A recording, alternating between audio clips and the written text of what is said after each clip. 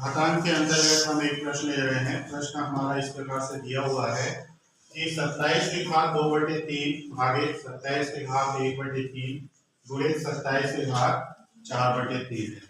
तो इसको हल करके बताना है कि कितना मान आएगा। तो यहाँ पे घातांक का नियम उपयोग करना है। उससे पहले यहाँ पे हमको एक और नियम उपयोग करना है जिसको हम कहते हैं वेडमार्क।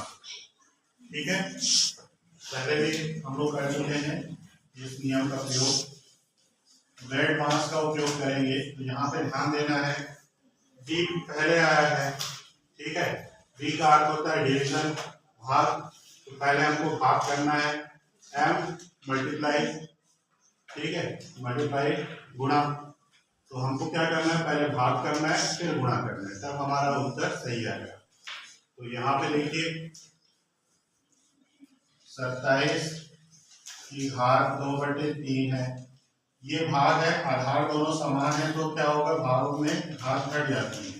तो 1/3 गुणे 27 की घात 4/3। कौन सा सूत्र उपयोग किए हैं, a की घात m बटे a की घात m बराबर a की घात m ऋण m। इस सूत्र का हमने यहाँ पर प्रयोग किया। तो यहाँ पर भी देखिए a की जगह पे 27 है, यहाँ पर m की जगह पे 2/3 है और n की जगह पे 1/3 है। तो इस सूत्र से हमने ये लिख दिया। इसको हल कर लेते हैं। ये 27 लघुत्तम हो गया 3, 2 ऋण 1 गुणे 27 4/3।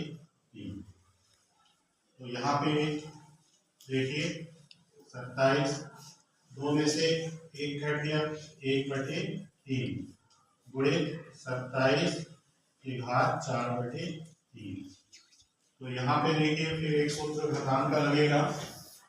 कौन सा सूत्र लगेगा, a की घात m गुणे a की घात n बराबर a की घात n धन n। इस सूत्र का हमको यहाँ पे प्रयोग करना होगा। तो यहाँ पे देखिए आधार दोनों का समान है, घात अलग अलग है, लेकिन क्या है, गुणा का चिन्ह, इसलिए घात आपस में क्या होंगी, जुड़ जाएंगे। तो आधार समान हो और गुणा हो तो घात क्या होता है, तो घात क्या होगा, जुड़ जाएंगे। तो इसी के सूत्र का उपयोग हमने यहाँ पे किया है।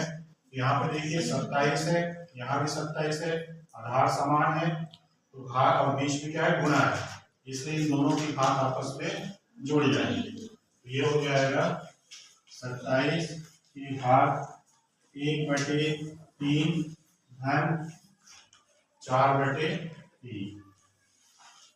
इसको हल कर लेते हैं। यहाँ पर भी लघुत्तम 3 आएगा, 1 धन 4, तो 27 की घात 5/3। अब 27 की घात 5/3। अब 27 का गुणनखंड कर लें। तो 27 का गुणनखंड हम करते हैं तो हमको मिलता है 3 गुणे 3 गुणे 3 और पूरे की घात 5/3। 27 का गुणनखंड करने पर हमको मिला 3 कितने बार आ रहा है, यहाँ पे 3 बार। तो यहाँ पे इसको घातांक के रूप में लिखे तो 3 की घात 3 और पूरे की घात 5/3। आगे देखिए यहाँ पे फिर एक सूत्र लगेगा। सूत्र कौन सा लगेगा, a की घात m पूरे की घात n बराबर a की घात m गुणे n। इस सूत्र का उपयोग यहाँ पे करेंगे। ये हो जाएगा 3 की घात 3 गुणे 5/3। 3 और 3 कट गया तो कितना बच जाएगा, 3 की घात 5, अर्थात 3 को आपस में 5 बार गुणा करना है। कितना हो जाएगा, 3 किया 9, 9 किया 27, 27 किया 81, 81 किया 243। ठीक है, तो इस प्रश्न का उत्तर कितना हो जाएगा, 243 हो जाएगा।